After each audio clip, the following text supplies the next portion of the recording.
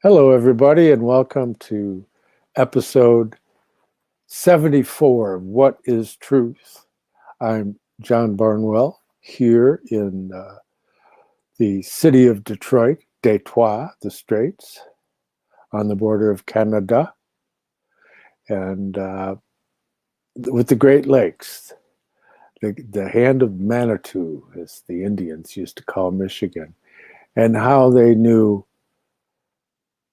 Michigan was shaped like a hand. Well, that's a good question. I don't know the answer. And so maybe we can explore that at some point. But that being said, there's a great opportunity once again for us to get together with the wonderful and literary, creative friend of mine, the Reverend David William Parry, out of the city of London in sometimes merry old England.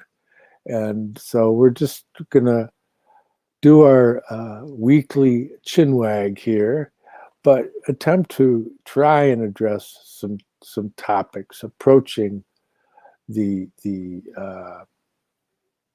contemplation of the sacred and the various ways in which it's moved forward over the centuries, and it seems to get frequently misrepresented. And so I thought it's about time we put our foot down, our best foot forward, and try and just look into this a little bit and see if we can shed some insights and give people some new ways to look at things.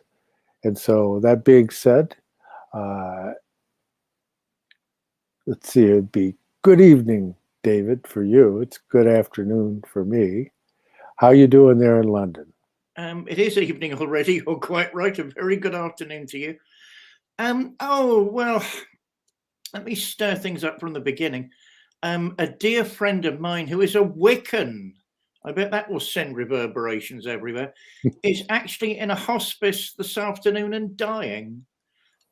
She was a legendary person. Her name is Jean Beck. If anyone wants to pray for her, this is the time you pray. She was, I can't remember whether she was 2/3 Jewish or half Jewish, working class girl in the 1920s, 30s, in the rag trade, as they used to call it, textiles, clothes, and had nothing given to her for her entire life, and worked her way forward like a Trojan. And she's a loving, beautiful, caring person, and I'm personally very, very, very sad that she's passing over, literally, as we're talking. Why am I saying that? Because I do believe life should be celebrated, and her life should be celebrated. Because she was, as they used to say over here, a brick, a thoroughly decent human being. I notice, after having spoken with some of my other friends, pagan friends, her hospice room is full of people coming and going today as she passes. And as I say, if anyone wants to pray for her, Jean Beck, because she thoroughly deserves it. A caring, decent human being that wanted to explore what you're talking about, John, the sacred, in all of its manifestations. Did she ever stop being a good Jewish girl? Don't know, never really asked her. Certainly she took modern asatru, modern heathenry, very seriously, and wanted to, what's all that about? What's all that about in the sort of East End Cockney way that people over there address things? She got involved with Wicca as well because she liked, I think, the idea. I can understand that one a bit more in some ways. I quite like the sort of asatru recovery thing. What are the resources we've lost? How can they be recovered? I quite like that.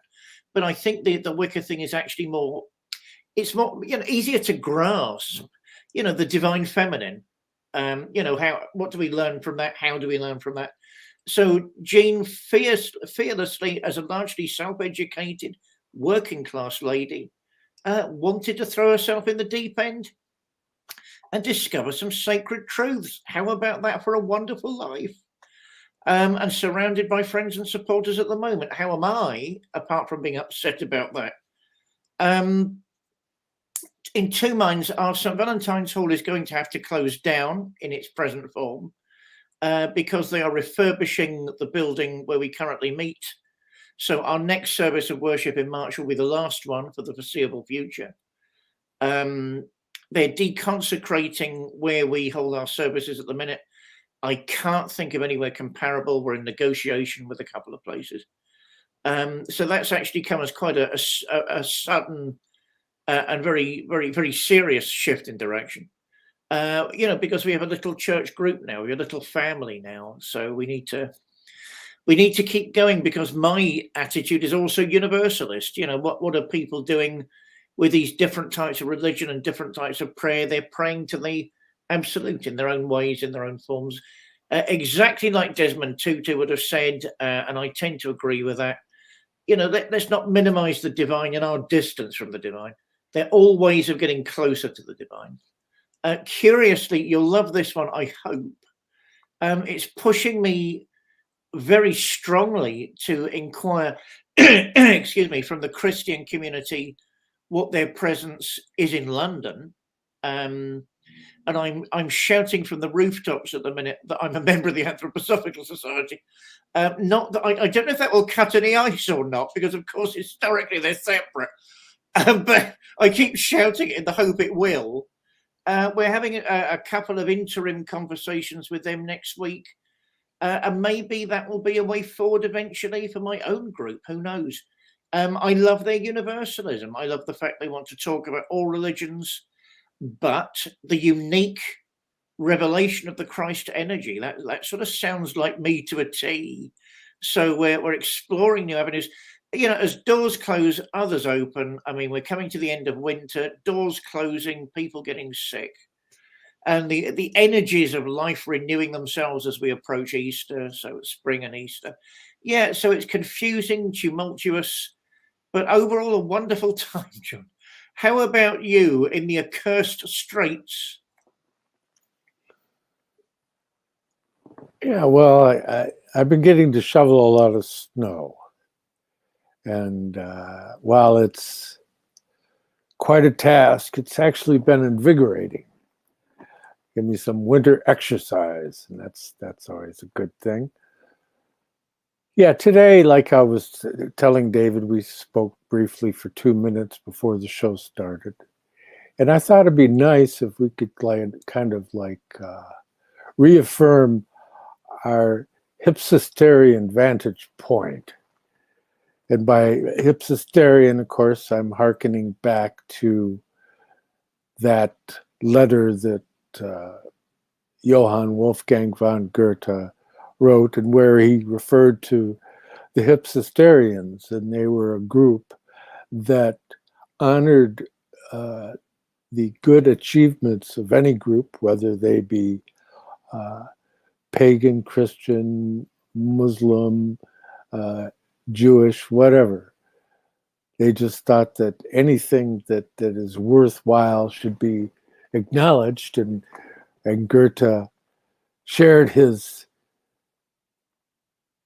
wonderful insight in finding out about that, because he said that, and I'm paraphrasing because I didn't think I was going to talk about it, but that he'd always aspired throughout his life to become his Hypsistarian, and now he knows, who they are, and so he proclaimed himself a Hypsistarian in his perspective on things, and I think that that's a really good description for where I'm coming from, and I'm sure likewise with Reverend David, that we're in pursuit of the sacred, and there's all these various different forms, and sometimes you can get lost in pursuing the sacred, and the whole idea that you're on the exclusive road. And you have to keep in mind that although Jesus Christ spoke in parables, he actually spoke very clearly, but you have to think about what he said. And so I'm just recalling to people that Jesus said, I have other flocks. And so what does that mean? Does that mean that there's like other good people who maybe they don't even know his name out there that are in pursuit of that which he's proclaiming, that God is love, and that in the beginning was the Word was with God, and the Word was God, and by him all things were made. And so you have that whole idea of the sacredness of the Word. Like in the Hindu tradition, it's referred to as the goddess Vak, and that's the sacred speech. And it's important to understand that in sacred languages, of which there are numerous, they have certain affinities regarding the way in which they have an expression of the attributes of the Godhead. And of course, the one that is most commonly utilized in the West is the Hebrew language. And the 22 letters of the Hebrew alphabet form the paths on the tree of life in the Kabbalah. And since my book, my first book, Arcana of the Grail Angel, uses a Kabbalah as a reference system, shall we speak, an alphabet of the attributes of divinity and mankind's path towards a recognition of that. And so when somebody starts attacking the Kabbalah, I get a little chafed. It's like attacking a screwdriver because somebody built something bad with it. It's a system of knowledge. It's like algebra or a geometry, in that it attempts to try and get into understanding the categories, like the 10 categories of Aristotle, for example, or the 9 hierarchy of Dionysius the Areopagite, of which the 10th hierarchy is the human being. And so there's a commonality in systems in what I've done over my life for the last 45, 50 years or so, is attempting to try and collate the various sacred systems and see how they fit into each other. And a very important work for myself that I encountered back in the mid-70s was a book called The Kabbalah Unveiled, or people tend to say Kabbalah, just like they say Shekinah for Shekinah. But so Hebrew isn't always pronounced, but the intent is there. But there was a translation by Samuel Liddell McGregor Mathers, who was the head of the Order of the Golden Dawn, which was a Hermetic Kabbalistic society of which many notable people belonged to. And he did a translation. Like many people hanging around the British Museum, they had access to a lot of material that wasn't generally available. And in there, he was able to create a translation of certain books of the Zohar that have been put together in a book called Kabbalah Denudata.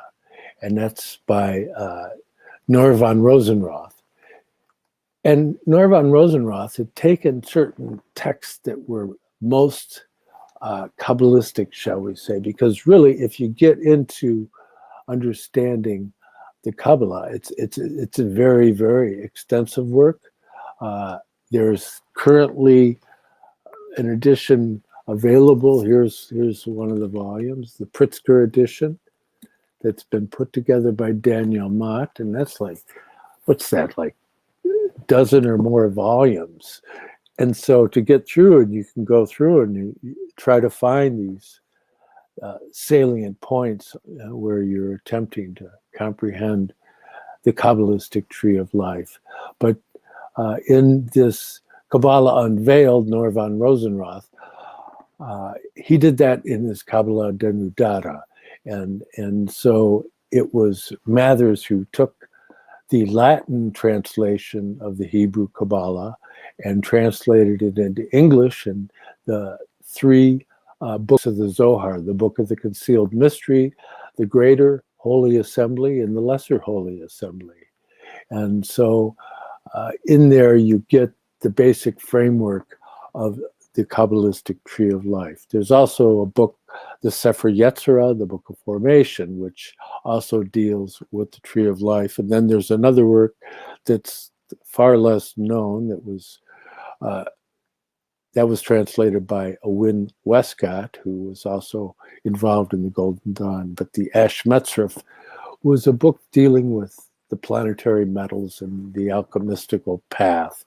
And so there's a great deal of literature on the subject. I put a link below so you can look at the Kabbalah Unveiled. It's on the archive.org. They have it scanned in there, so you can go take a look at it. And it's a very important book in the Western tradition in the West.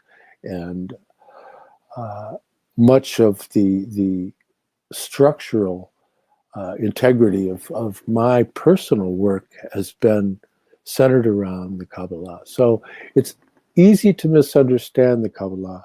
And the Zohar means the brilliance or the splendor, and it has to do with the path towards experiencing the light of God. And so if somebody thinks that's a bad thing, well, okay, you could go there and do that. But that there are, shall we say, inverted approaches to the Kabbalah? Yes, there have been. You know, you have the Sabbatean group that was later even taken down a darker path by Jakob Frank. And so, but those are elements that were excommunicated from Judaism, so they can't really be truly thought of as Jewish because they were excommunicated, but yet they wrote in Hebrew. But Sabtai Tzvi back in 1665 proclaimed himself the Messiah and garnered about 1 million followers. It was after the Cossacks had ravaged the Jewish people in Ukraine and Poland. And so people were thinking this has got to be the apocalyptic time because it's been so absolutely terrible. And so he garnered a lot of followers, and they went down the rabbit hole of the antinomian pursuit. That's that the Messiah won't come until everybody's good or everybody's bad. So we're not capable of being good, so let's just be bad. And so they were having this kind of orgiastic frenzy, going all these weird sex parties and all this strangeness, kind of like today, you know. And so you look at like Sodom and Gomorrah, and you go, I like the Rabbi Alon. You know, I think that he's got a really good handle on. See, now I've got so many screens opened up here. Oh, here he is, Rabbi Alona Nava, and he has a wonderful video that I also put below, and you can hear what this leading Kabbalistic rabbi thinks about what's going on today.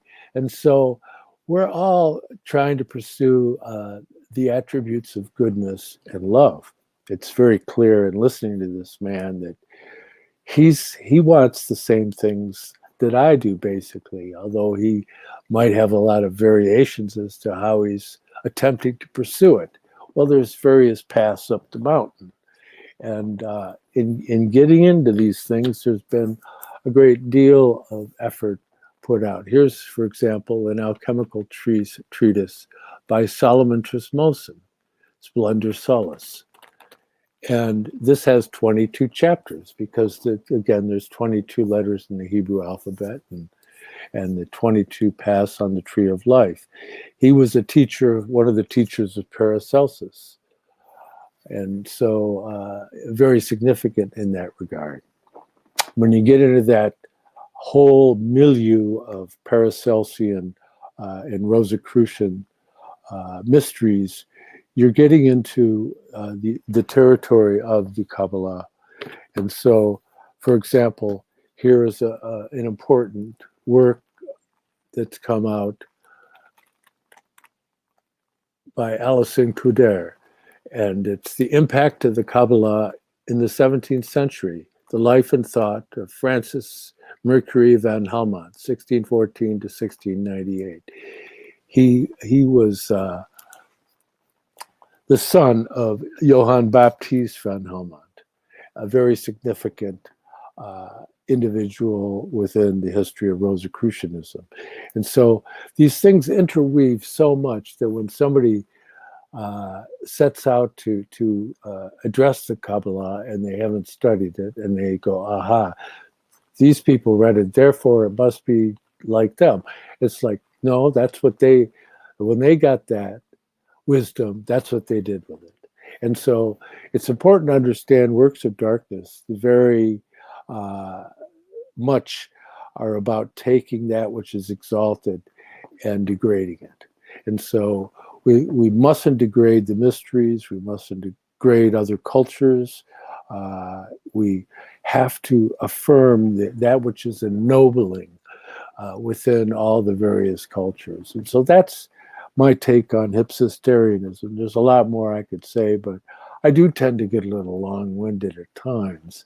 But do check out the video that I put below of Rabbi Alon, because, well, first of all, the guy's funny.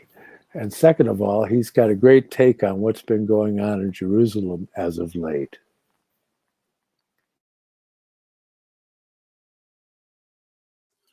Yeah, I'm funnier. I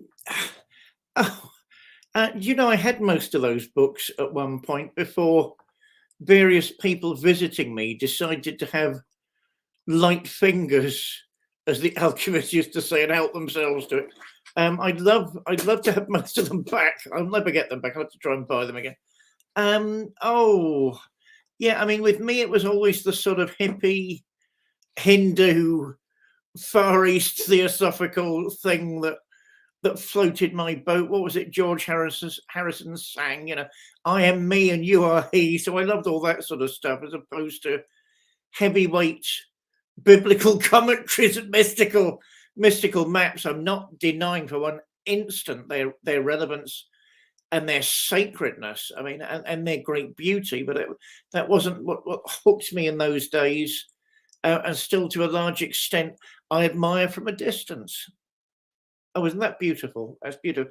That's from the Golden Dawn, of course. That's the Kabbalistic cross. Beautiful, beautiful. Are you trying to ward me off, John? I'm cleansing your aura. Thank you. I probably need that done at the moment. Curiously, you've touched me on a point. I've been having lots of weird dreams recently, unsolicited weird dreams, not coaxing dreams. A number of dreams on the Blessed Madonna, which is odd and sequential, where she's actually turned up as a puffy white woman, then an Indian woman, and then a black woman. So that's giving me a lot to think about at the minute. And dreams which are more to do with questions, how bad and how good can things get? How dark can darkness really manifest itself? How dark can the dark get? How far can it go in a world like ours? And where are the equivalents in the light? Where is the light now, and how transcendent can that become? I was, never trust anything on social media, so I know, not to do that. I mean, there was one thing I was watching, because I've started doing these reactions, which apparently is very good to raise profiles. We need profiles raised at the minute because we need a new church building. If anyone wants to give us a church building, please get in touch with me, because we need one.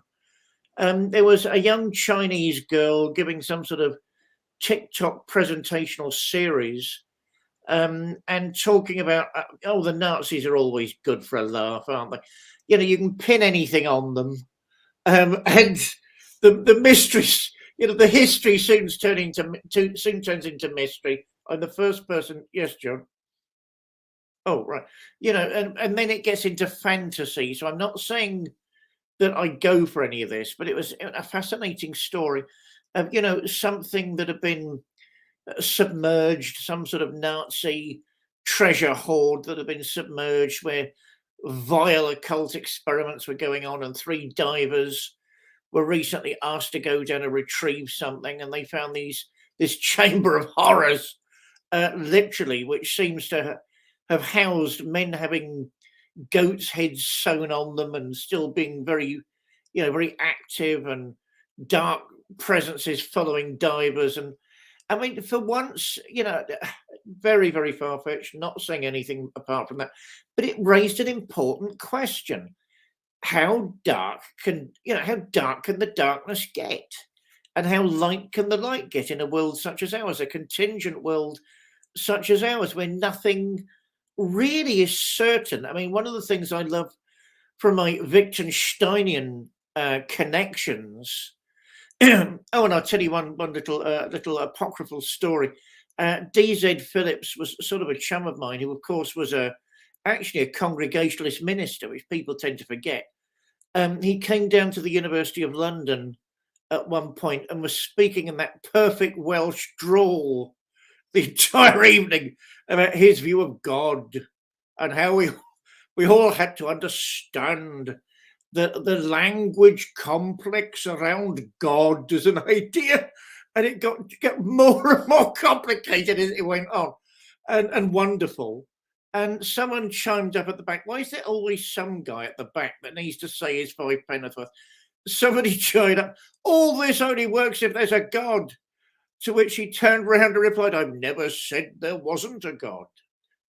Flattened. But it raises questions. How much is medieval nonsense? How much is superstition? How much is fantasy? And our world at the moment, is in the West, is surrendering to fantasy as opposed to fantastic possibilities that are real. And how light can it get? So I find myself very sympathetic to what you're saying. I mean, although I usually am, otherwise we wouldn't be doing this show together. You can't blame a screwdriver for building a horrific building, and you can't taint ancient systems that by definition are neutral. It's the way that they're used. I remember reading some Dennis Wheatley years ago, a very misunderstood man, as I know you know, John, very posh. I mean, did he write more about wine tasting than he actually did occult novels? Now, there's a question mark. Oh God, from that vintage. So that's my thought about Dennis Wheatley, as opposed to all this other stuff.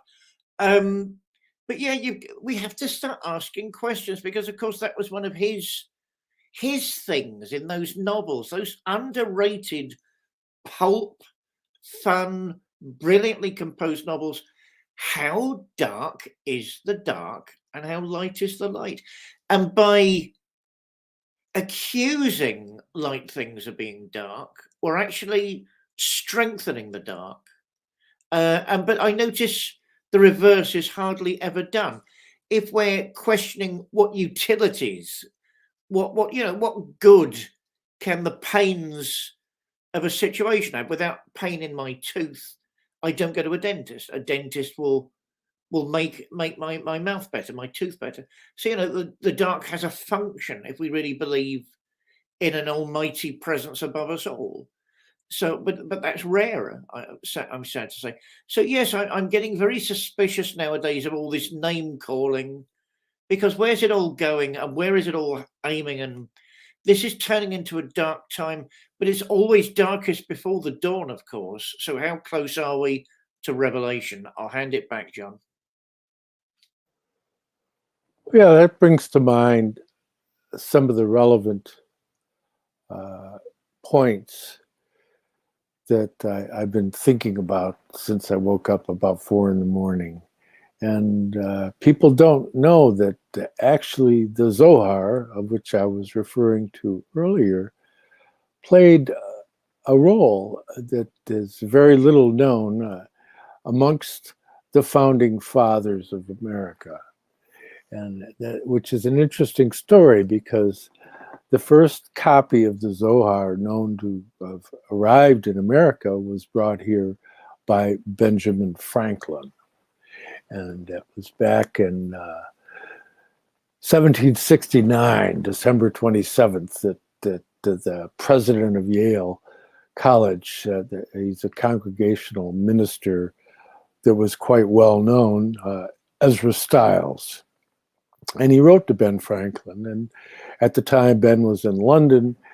And Stiles asked him if he would find the Zohar and bring it to America.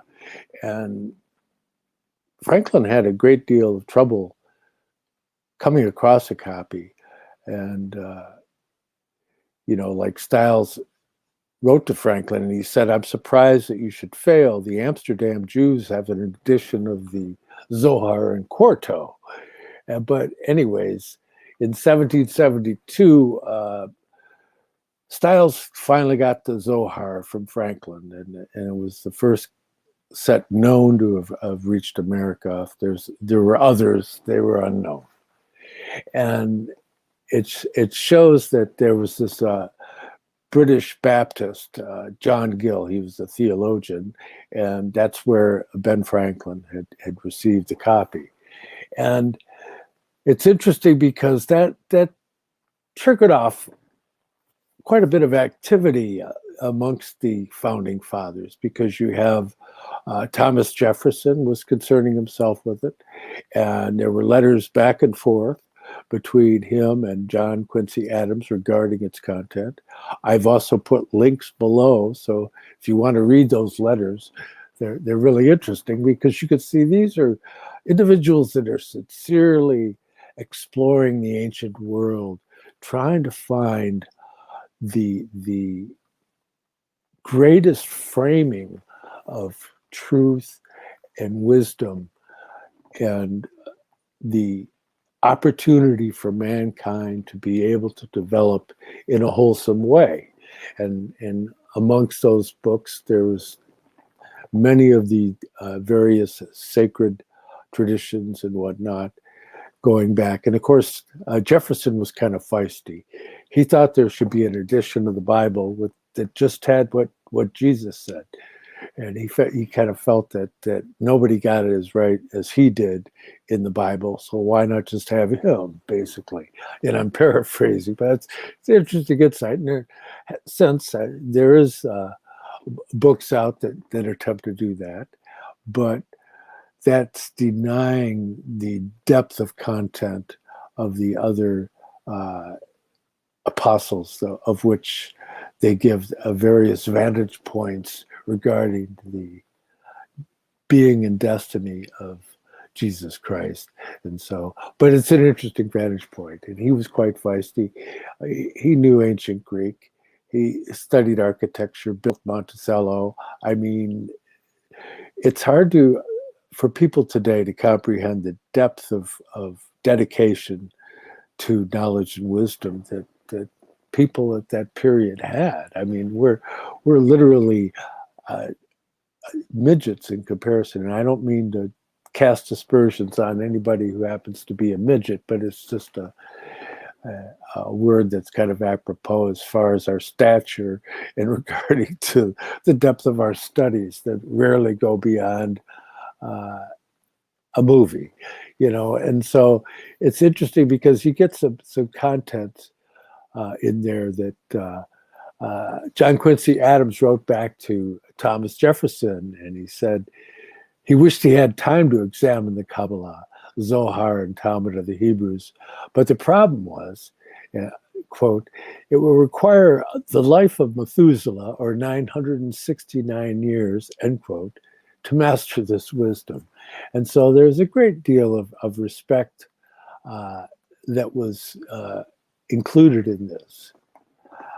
There's many figures throughout history in America that have possessed copies of this. How much time they've spent with it, it's hard to say. But there's a tradition amongst the Kabbalah that countries are spared because there's copies of the Zohar present within their borders. And so let's hope that that can help us out a little bit.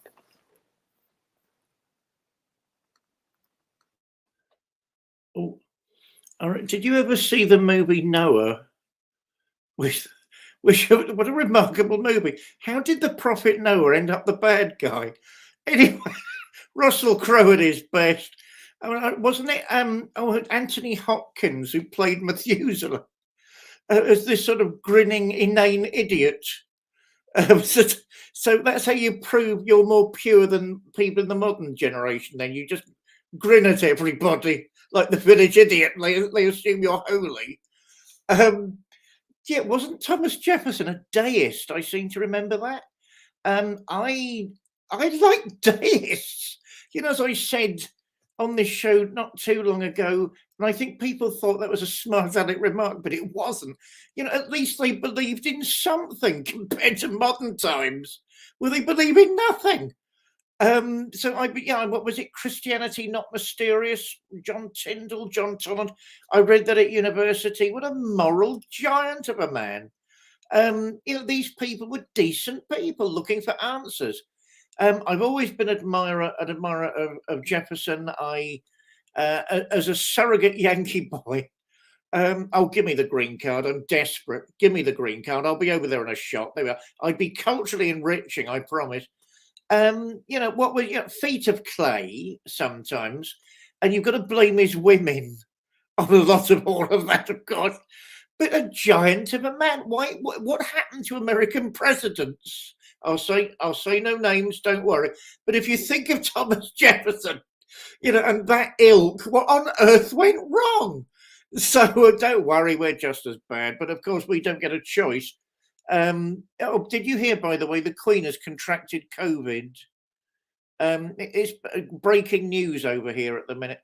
Apparently, she's so terrified of it, she's going to keep on doing light duties. So what a warhorse that woman is. She just keeps going. I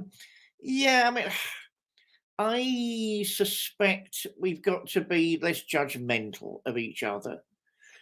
Lots of people are looking to be aggrieved at the moment, which I find odd. I'm from that generation of puff, and I can say it, you lot can't, I can say it, where there were actual grievances. I was part of the whole original movement over here of the what was it? FGA? What was that? I can't even remember it now. The original gay resistance, which was, I think, inspired by Stonewall in America, where people were marching down the streets, getting physical and verbal abuse for wanting ridiculous things like equality before the law, and actually being able to go to a hospital if your partner was poorly, and being told what the condition of your partner was as a spouse or a partner, because that was against the law to do that in those days. So the whole thing was about real issues, and it was about a real type of equality.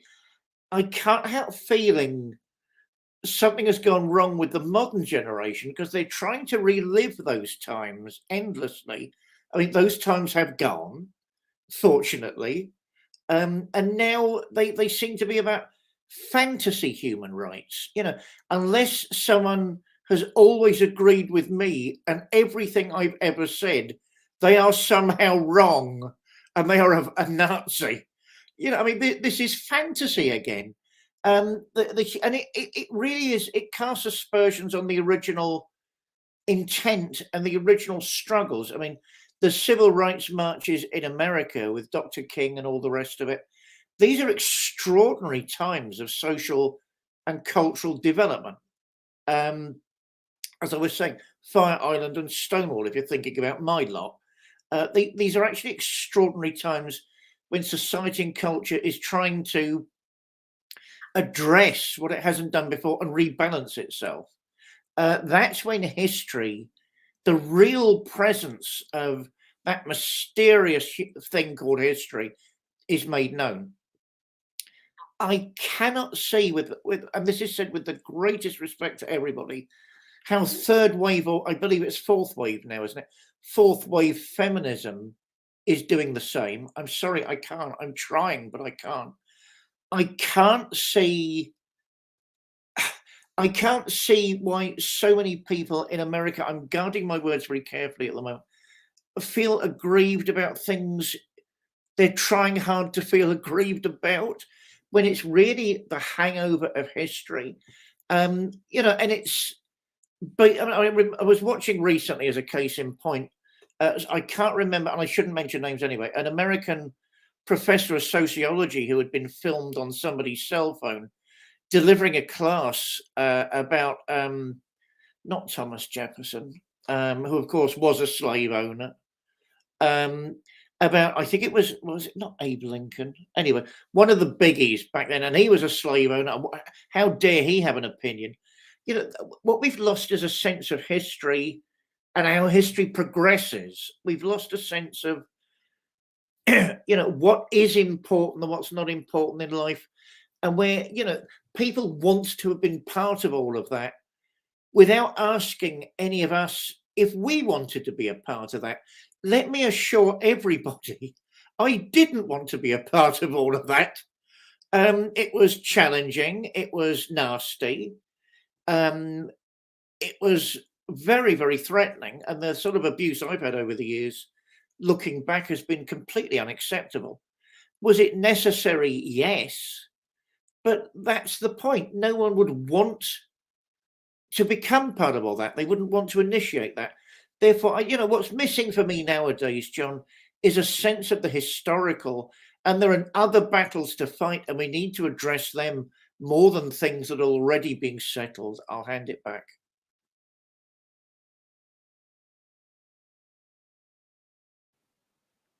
Yeah, you get into that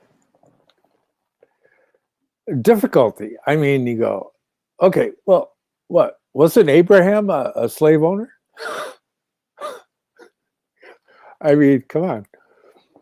When you get into understanding what that might mean, and when in the Sally Hemings story with Thomas Jefferson, and it was my friend Bill Dufty,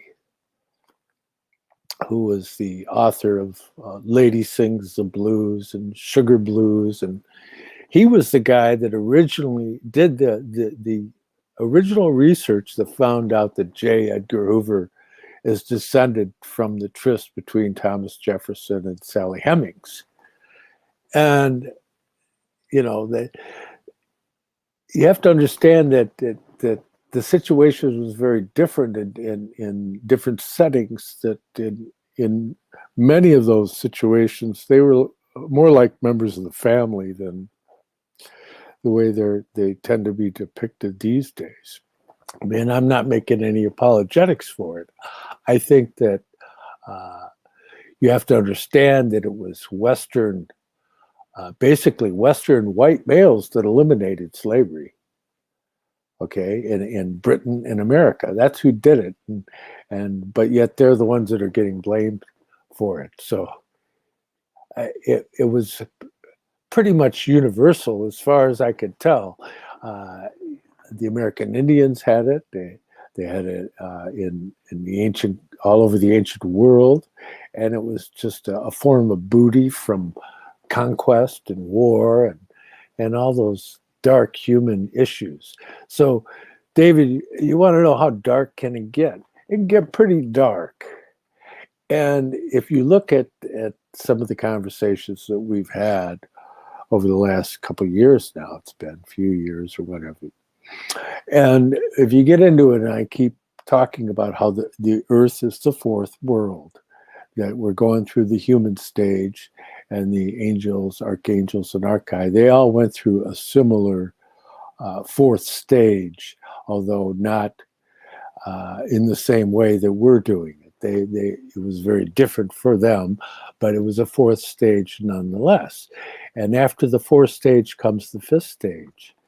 And in the fifth stage, those that graduate, so to speak, from the experience of being a human being on Earth and become the 10th hierarchy, the spirits of freedom and love. If you're successful at that, that when you move on to the next stage of planetary evolution, what's called the Jupiter stage, that those that don't make the cut, those that fall for the wiles of Beelzebub or Mammon, these dark spirits of opposition, they have a very dark future ahead of them. And so how dark can it get? Well, they're described as being like living in a fetid swamp, like a spineless snail-like creatures with crusty exteriors, and that the good spirits will be concerning themselves with attempting to redeem those souls. And so I don't want to get too far under, because it gets pretty dark.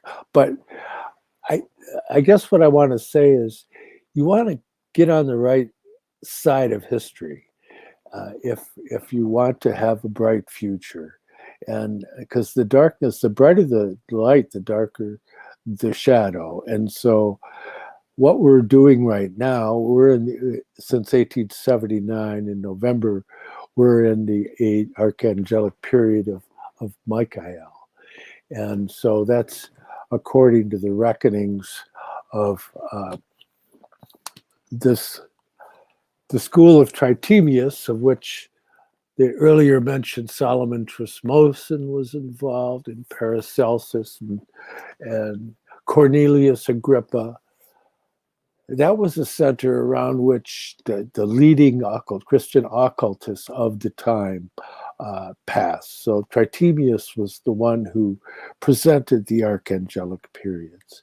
And Rudolf Steiner affirmed the reality of these, that they're not just figurative metaphors, but that they actually have a concrete relationship to the involvement of the archangelic realm in human activity. And so since 1879, we've entered into the archangelic period of the Archangel Michael. And what that means, though, see, Michael is the archangel of the sun, and he's described by Rudolf Steiner as taciturn, that he's not real talkative. He just wants to see what you can do out of coming as working out of human freedom. What can you bring to the world? What form of truth and wisdom can you manifest? And so he's not inclined to say very much, just might give you an affirmative nod, so to speak. So that's a very interesting thing, because people are given, basically they're given enough rope to hang themselves in that worldview. Whereas things were more directly guided in previous archangelic periods, like the period of Gabriel, where you had the whole idea of the association was the important thing. So what your family group was, what your tribe was, what your nation was, secret associations, all these types of things.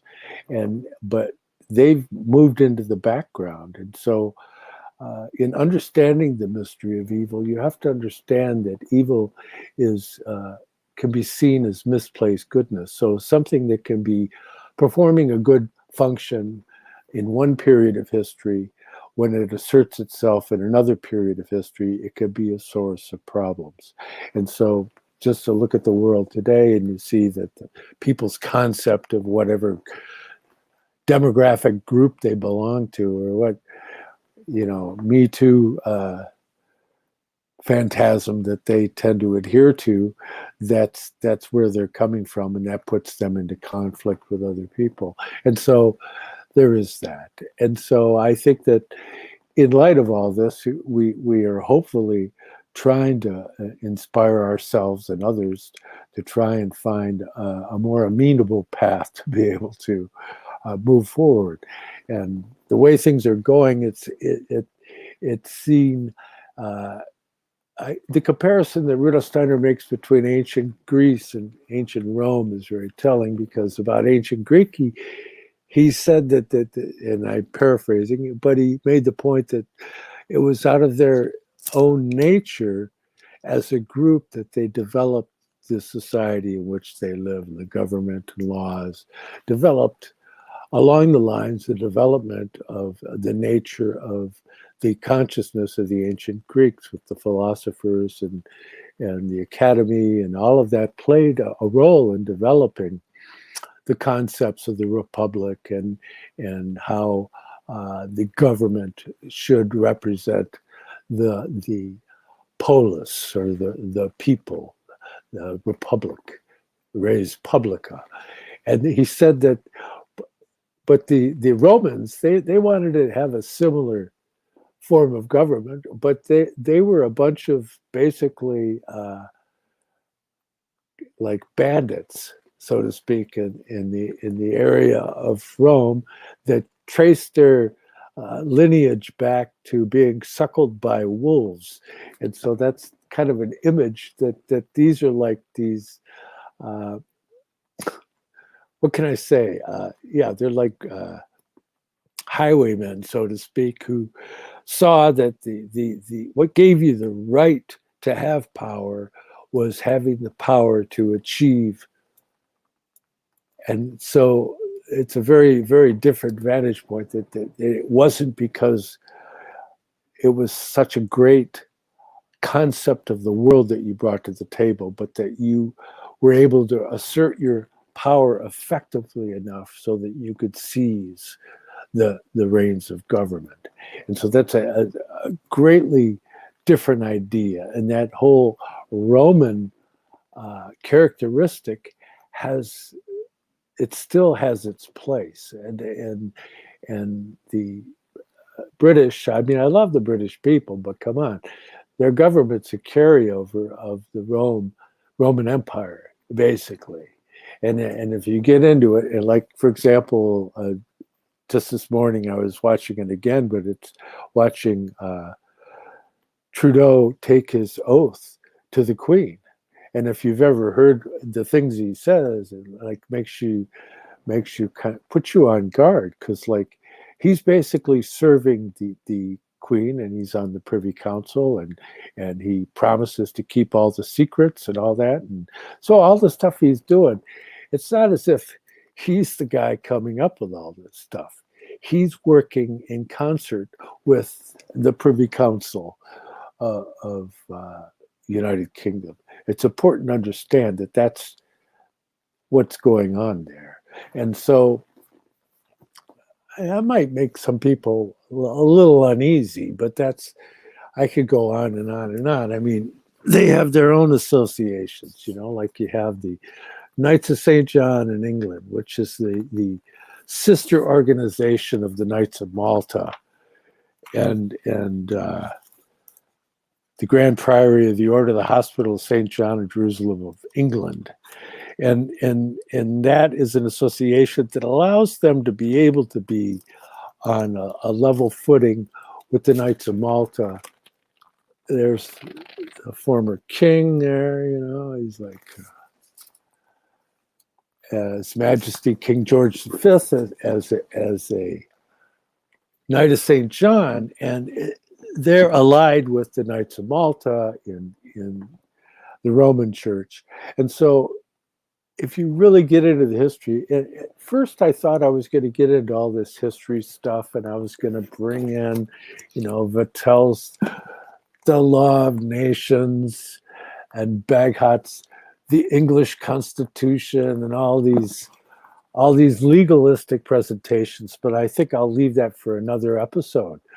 But I guess what I want to say is that just because you think that you understand the corridors of power, it doesn't mean you do. And so it's so much work just to find out what these people are up to, especially in England. It's against the law to look into the finances of the Queen. I mean, So what does everybody do? They align themselves with the queen, and it gives them a way to use offshore bank accounts and all, all these works of darkness, basically what it is. Because what is darkness? It conceals. So you don't want somebody to know what you have. You put it in the dark. It goes secret, and so there's so much secretive work going on. Like here in the States, we got this whole thing with the it's now a Roman Catholic thing. The last Catholic president we had was Kennedy, but he went against the grain and they took him out. Now we got another one, and he's perfectly happy to go along with the wishes of Rome and London. And so even though the guy can't even talk, he still has the seal of approval thus far. So there's him, the governor of California, Nancy Pelosi. They're all Catholic. They're all with Jesuit connections. In fact, even Trump had connections because he went to part of his schooling was at a Jesuit school. So these things are beneath the surface all over the place. So you have to have discernment and say, okay, to what extent is this person involved in these works of darkness, of mammon, and Beelzebub, and all these forces of opposition to the divine spiritual beings? And you have to have discernment. And that's why, I guess, the point I want to make, this is the challenge of the individual. You can't rely that you belong to the right group, that's going to get you through. Oh, I'm a such and such, therefore I'm covered. I got it taken care of. When actually, in the real world, it has to do with not what you think, like what we've discussed so many times. It's not what your theory is about the rules of the universe and all that kind of stuff. And I have probably way more than most people, but that's not going to do it. It's what you do.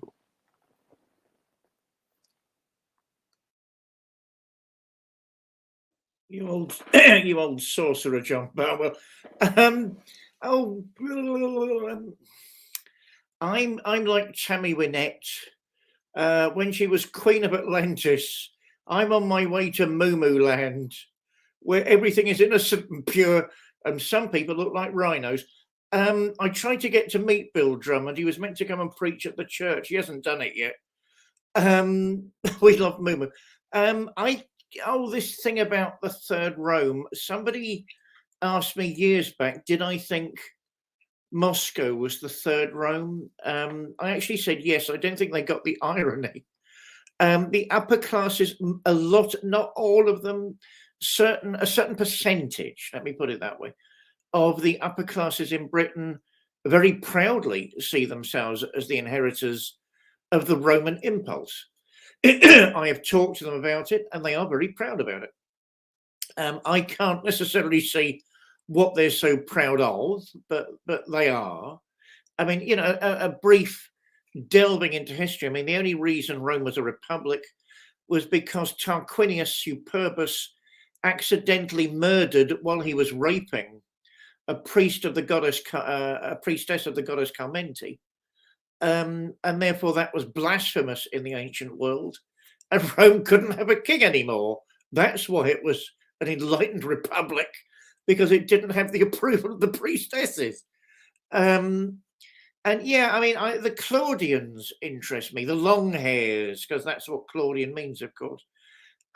Certainly all the way from the divine Julius, a very, very clever man, scared stiff of British druids, of course. Yeah, we still have it when it comes to it.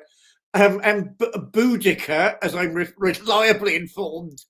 Oh, God, I remember that at school. Sorry, sir, isn't it Boudicca? No, it's Boudica. This going on and on and on in a classroom. Yeah, but didn't somebody say, yeah, he was just wrong? So, all this going on and on and on in a sort of a sixth form classroom. Yeah, I mean, from the divine Julius, who was if ever there was a career builder, as great a man as he was, it was him. into the intriguing Augustus. I always gravitated. I mean, that was the glory of that particular line. I remember reading the Res Gestae Divi Augusti, the last will and testament of Augustus the god, as part of our ancient history studies. What was it? I can't remember the complete opening line. When I was 19, I raised an army. Okay, you win, because not many 19-year-olds ever do anything like that. You win. You've beaten us all, right? But I loved the fact he was always a Democrat at heart. I loved the fact he thought the empire was vaguely silly, but went along with it. An intelligent man of very contradictory beginnings. I mean, Octavian, wasn't he? And Catamite to Caesar, of course. So when he was this useless Octavian, learning all the time about what the elite did, and eventually becoming, of course, the formidable Augustus that built the empire. What was it? One of the second claims, first claims, second claims. I found Rome a city of brick, but I've left it a city of marble. Again, those aren't the sort of, who can beat stuff like that? Very, very, very few can beat people like that. So, but the last balanced emperor, because for him it was about politics. It's not about religion. Religion's separate. It's, although they had a civic religion, which they felt was important to keep the mores, the morals, civic morality in everybody's attention. My God, where did that go? Can it come back, please? I don't believe the Church of England is managing to do it. I don't believe, from what I've seen, any American churches are doing it. We need a civil religion reminding us all how to be even basically decent. All of that's gone. And, the fact he was probably poisoned at the end of his life, possibly, leading all the way through to the outrageous Caligula. Was he ill? Was he mad? Or was he just a pain in the arse? Down to Nero. I mean, I remember reading about Caligula, who was, so was he mad or was he a pain in the arse? He woke up one night, apparently among the imperial household, to realize he was actually Aurora, the goddess of the dawn, and went around, as you do, went around with heavily armed soldiers to every single room in the imperial palace. And when he went into the rooms, he just asked, "Can you see it?" And if they were all asleep, if somebody didn't say yes, they were executed. Oh yes, mighty Caesar, I see the radiance around your head. I mean, these are. He had 3 islands at one point, linked together by wooden bridges that were then cast in gold to show that he could do anything. That's a biggie. And I can't remember which legion it was. Reduced one of the main legions, which wasn't wise even for an emperor, because he bankrupted Rome a couple of times, as far as I recall. Picking up seashells because he just won a battle with Neptune. And so he was taking Neptune's bounty back to Rome. That made him a lot of political enemies. Which he didn't realize at the time, but there we are, he got murdered. So yeah, Rome, ruthless tyranny, the immoral force of the ancient world, which people tend to forget. Among Celtic Europe, you turned up, you had a punch up, one side won, the other side lost. That's it, that's resolved, let's all go and get drunk. Much more healthy, much more human, as opposed to Roman legions who would lose, then return, then lose, then return, then lose, then return and murder everybody. That was considered, the Druids thought that was the most immoral of all civilizations. They thought there were demonic energies behind Rome, because they'd lost their humanity. It's in the records. The Druids actually say that. Where are the Druids where you need them? We need the priests, legislators back now. So yeah, Rome's always intrigued me. When I think of Britain as a Rome, I can't say I take much pleasure in that. I wish it was an Athens. but that's not how many people over here would see it. And certainly, as I say, not the people I've spoken to, normally in the city, with very decent jobs in banking. So that's certainly not what they want. It leads me, I promise I'll finish off after this. It leads me to, somebody criticized recently a lot of the secret societies. I can't remember, perhaps it's my association with my good friend John Barnwell. I have looked at those things. I can't remember saying much about them recently. Excuse me. People tend to forget the Rosicrucians weren't swines. The Illuminati, which I interpret as a group of scholars who wanted more knowledge. The rest of it for me verges into fantasy and mythology, though I'm willing to be corrected.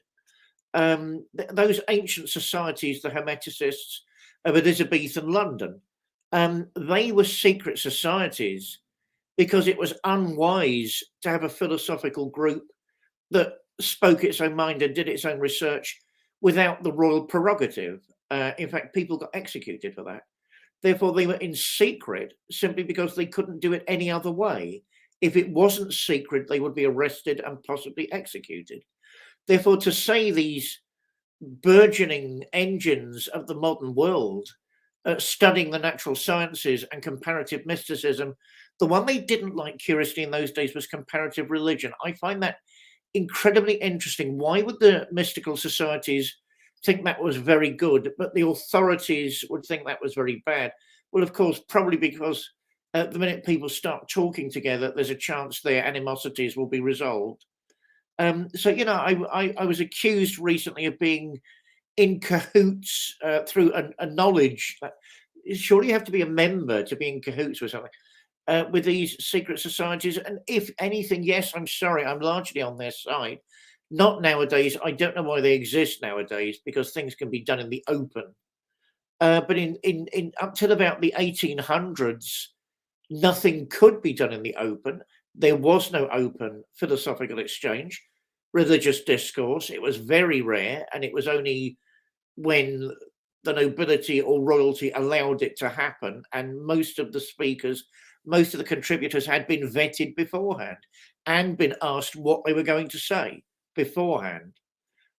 So it was rather like sort of a mock gladiatorial battle as opposed to an actual debate.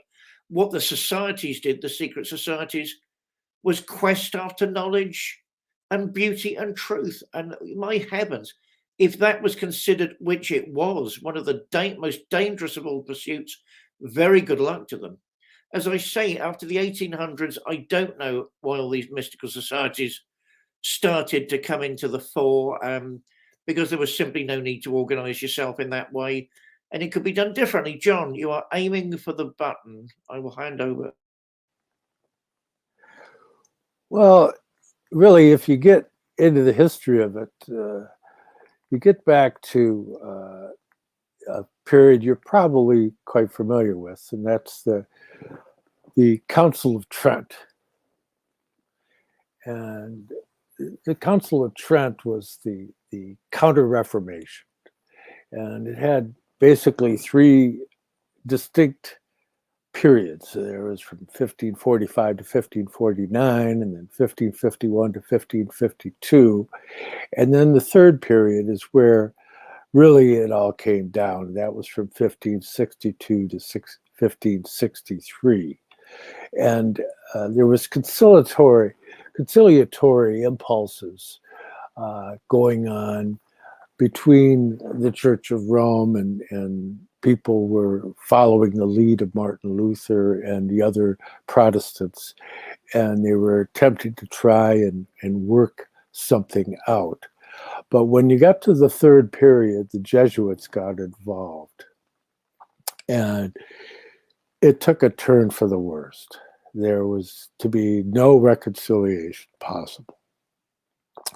And it's really a lot of what you see expressing today in the world through corporatism as machinations that go back to the Council of Trent and the Counter-Reformation, in an effort to that seizure of and maintaining of power that all empires seem to embrace, whether it be Rome or the British Empire, or what have you. Mind you, the city of London is Londinium. It was a Roman enclave, so to speak. It was founded by the Romans as a trade center that was given special prestige and a separate set of rules from all the rest of Britain. That what's known as the square mile, and that's where all your banks are located, and corporations, they want to be in that square mile because they have special consideration under the Privy Council and so forth. And so that's a whole separate thing. And this all gets so caught up in that whole idea of Roman legalism, whereas like the church fathers of the East were philosophers, and you could wax philosophic with them, and that would be okay. Like when you get into like understanding the nature of the logos and what that means and all of that. But when you get into the church fathers in the West, they're a bunch of lawyers. So what it is these things you're permitted to do and these things are forbidden. And that's the way it is. And that came to its most formalized codification in the third period of the Council of Trent. And so that Counter-Reformation impulse where the Jesuits dedicated themselves to putting a stop to all Protestantism. And within their order, I mean, there's Jesuit priests that are like teachers. I probably know stuff about the Jesuit order they don't know because they're just doing what they're doing. They don't really know the content of the fourth vow, and that there's really, it's a willingness to do anything to put forward the wishes of the order. And so I'll just leave it at that because that's a whole corridor we could go down for days. And but that being said, before I forget, this is a good book too, by the way. City of the Moon God, Religious Traditions in Haran. Haran was, Abraham lived there for a while. So let's talk about some more books here for a moment, just so I don't forget, because I sometimes do. Reverend David here is the author of 3 books. And I get the right angle there. This one's a haunting conceit, according to Ian Sinclair, the writer and filmmaker. The Grammar of Witchcraft. It's not a grimoire. It's not a how-to book. It's a Shakespearean study. And his second volume is Caliban's Redemption, and that's Shakespearean-esque poetry. David has a masterful grasp of the English language. And here's his major work, Mount Athos Inside Me, Essays on Religion, Swedenborg and the Arts, edited by the very talented Daniela Irndust. And these are wonderful books, and you can get those on Amazon. And please do. It will help us, especially now that he's looking for a new venue for his church services. As for myself here, I am the author of 2 books.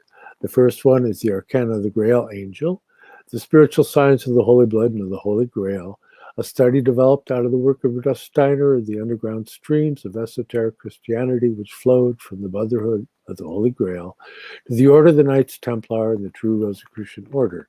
That's some 640 pages.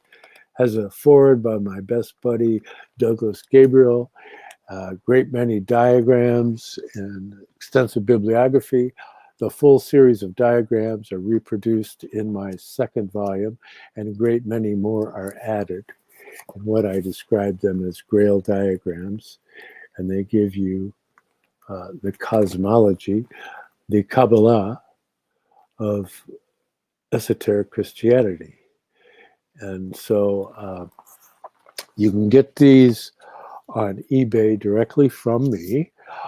If you're in the continental U.S., if you're outside the U.S., you can contact me directly through my academia link that's below here on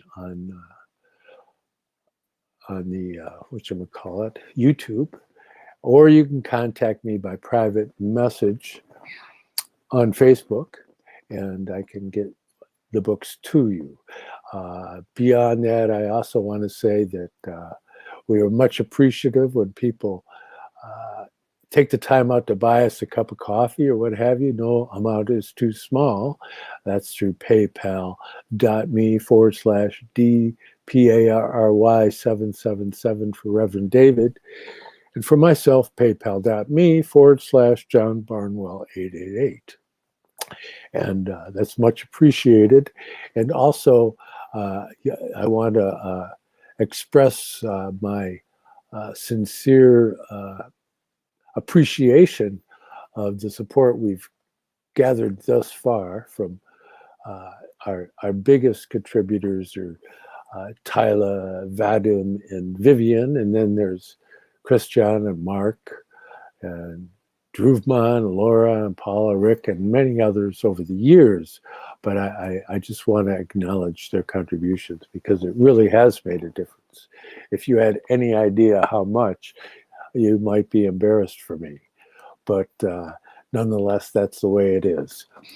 And so I also want to remind you to click like below. I hear that helps. And subscribe to my channel so you can stay abreast. I don't do that much content, but I like to think that it's quality content. And I have something coming up next week with Douglas Gabriel that should be very interesting, a more in-depth esoteric survey, so to speak. And so back to our drama here. So what do you think, David? Do you think that the darkest hour is always just before the dawn?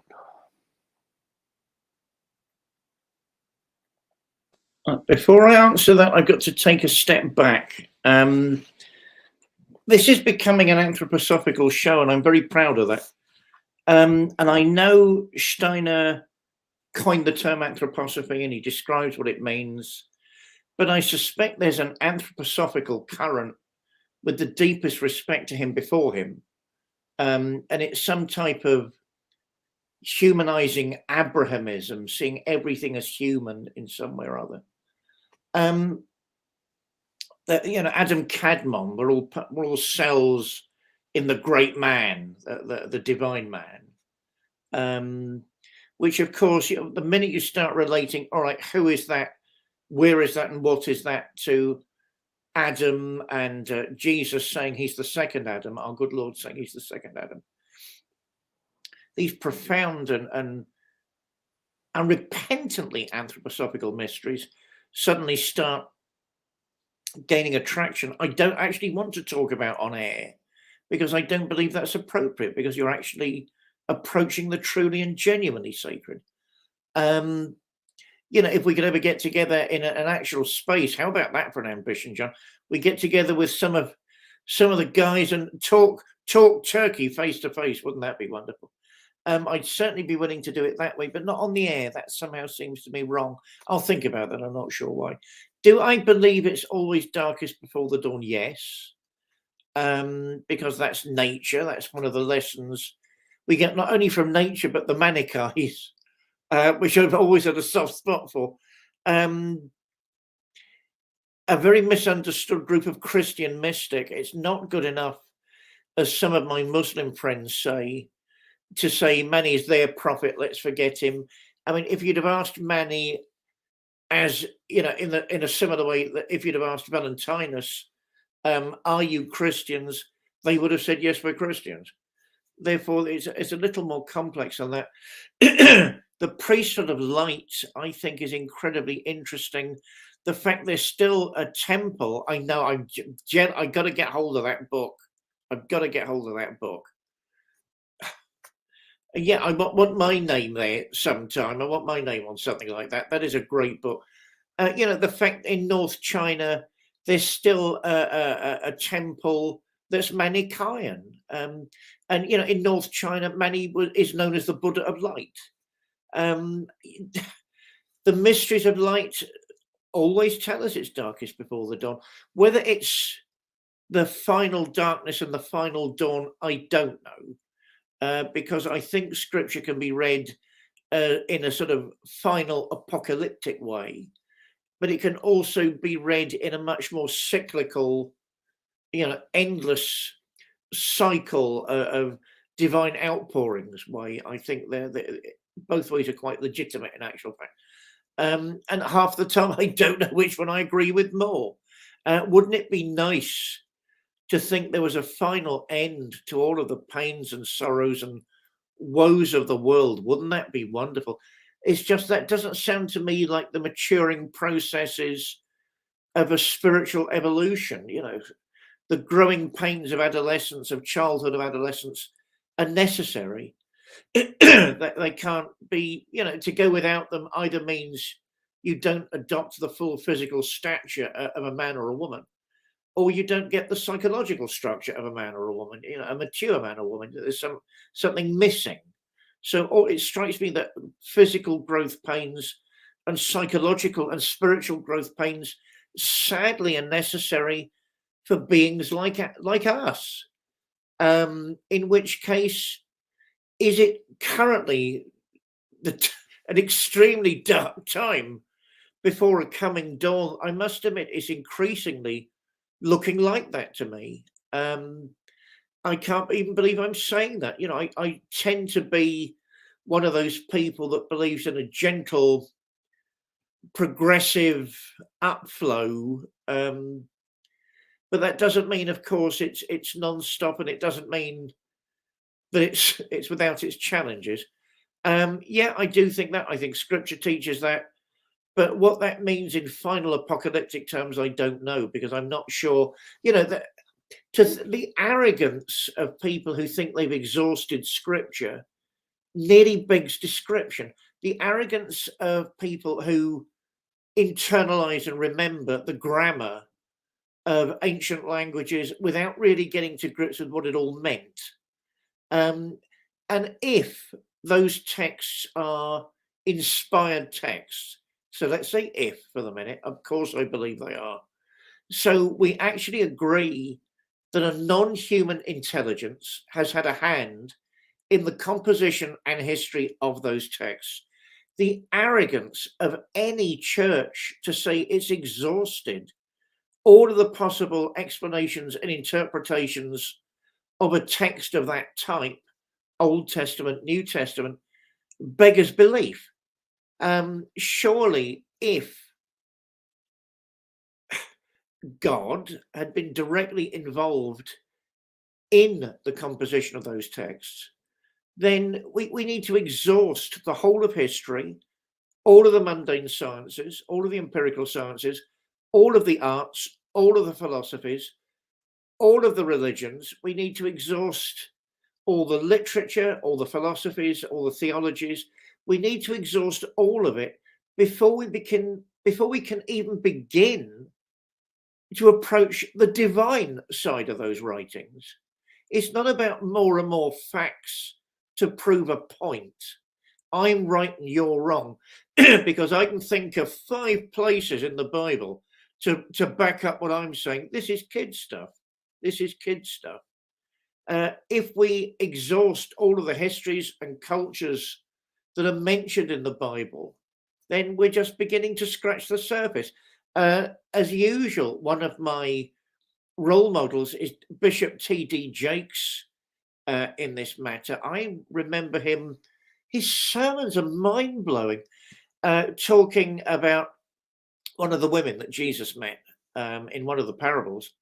And he goes into this learned exegesis of not only the history that she's the history that she's a part of, the culture she's a part of, the society she's a part of, you know, the checks and balances of how men and women interacted in those days based on gender role models of that period. That's what you call a theologist. My heavens, that's what you call someone giving a sermon. And him saying in We've got to know all that before we get to the point of what the parable was. That guy is on fire, and that's what makes me think that there's something very special about Black Christianity. I'm not sure what it is. I've got to think about that a bit more. But I've noticed with Black Christianity, some of the preachers are the step above, and they're really extraordinary individuals delving deeply into the humanity of Scripture and just touching, and they wouldn't ever say they've gone further than that, touching the divine element as well. Which is why I've got the audacity to say, again, that Steiner's completely right. We need to master all of these mundane things, all of these non-sacred things, before we can dream of touching the supernal. And that is when, what was it, the great thing he says? That's the process through which the spirit in a human being is slowly led to touch the cosmic spirit, the cosmic energy, the cosmic Christ. And any church that can't see that, strikes me, suffers from the deepest form of hubris imaginable. They know how to interpret and tell other churches or individuals that they're wrong because there's a wonderful meme going around at the minute. Then I'll shut up and hand back to you. Where our good Lord is staring at people with books in suits, and in the meme Jesus says the difference between all you lot and me is that you're looking at scriptures to interpret love, but I use love to interpret the scriptures. And I think that's absolutely profound. Handing back to you, John. Yeah, that's a good one. Yeah, I think that in getting into trying to climb the celestial ladder of being, and it behooves oneself to approach it with a great deal of humility. Because, for example, you can go to Nora von Rosenroth, who went to the trouble of translating the Zohar into the Sefer Zinuita in Latin, and he was of the opinion that the high triad of the tree of life, the Kether, Chokmah, and Binah, were the Trinity. And see, in my humble opinion, I think, no, that's your seraphim, cherubim, and thrones. And that the Ein Sof, and Ein Sof Or that are included in that limitlessness beyond the tree of life, that's the Trinity. And so it's okay to disagree. As long as you're thinking of the divine, even if you disagree, at least you're thinking of something that isn't just worldly pursuit of power, money, and lasciviousness, or whatever your thing is, and so I think that's okay. It's like, again, Rudolf Steiner, when the older anthroposophists were criticizing this youth group that had formed, and he took the older anthroposophists to task because he was convinced that their hearts were in the right place, and they may get things wrong, but they're getting things wrong for the right reasons, basically, is what he was saying. And so I guess that's an important aspect of this human quest that we have, is that what are your intentions? What are you trying to accomplish?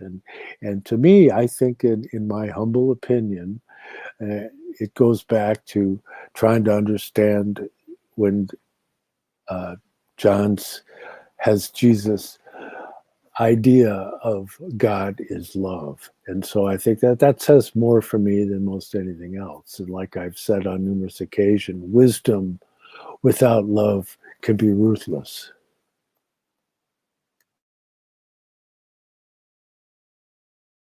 I'm assuming because of the time, I meant to lead in with a prayer now.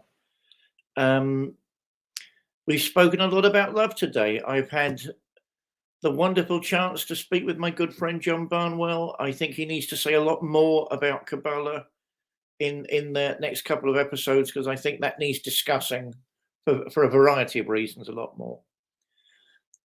Have I got anything extra to say? Not really this evening, because the show goes on, and this show must go on. And even though I find myself under lots of pressure at the minute, it will go on.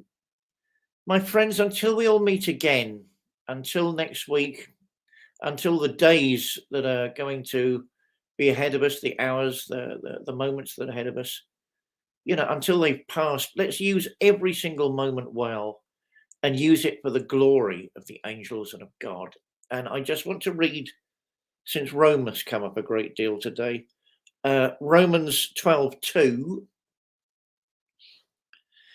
And be not conformed to this world, but be ye transformed by the renewing of your mind, that ye may prove what is that good and acceptable and perfect will of God. The will of God isn't simply in scriptures. It's in our hearts. It's in our minds. It's in the way we deal with other people. Be of good cheer. Be lifted up by the Christ energy. And may us find each other in good stead in the week ahead. Amen. Amen. Well, Reverend David, thank you so much, and everybody else for showing up, and for those that are going to watch it on the replay, greetings to you too. And so I bid you adieu.